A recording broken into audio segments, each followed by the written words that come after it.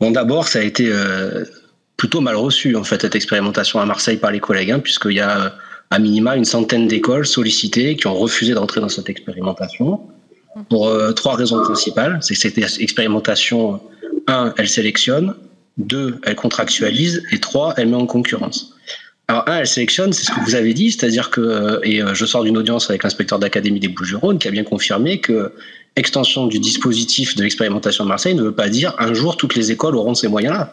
Il dit bien, il y aura un nombre limité parce qu'on ne peut pas dépenser budgétairement plus que ce qui a été mis là.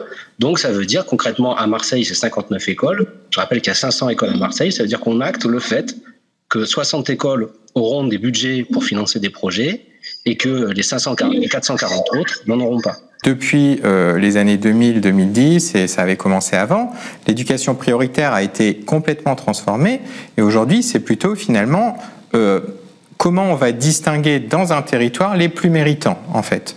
Et c'est ce qu'on retrouve aussi dans les internats d'excellence, par exemple. C'est-à-dire, en fait, en gros, vous voyez que le modèle a complètement changé, quoi. D'un côté, il y a un État qui estime avoir un rôle dans la réussite de tous, y compris des plus faibles, des plus vulnérables.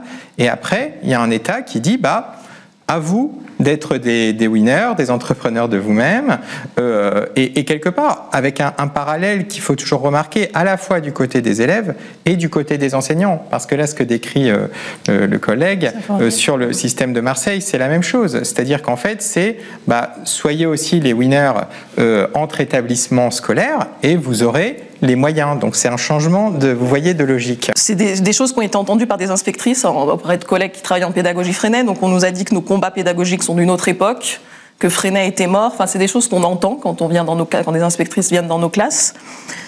Et je pense que voilà, justement, elles considèrent que voilà, c'est bon, on a testé à un moment donné, ça a été des innovations d'une époque, mais plus de notre époque.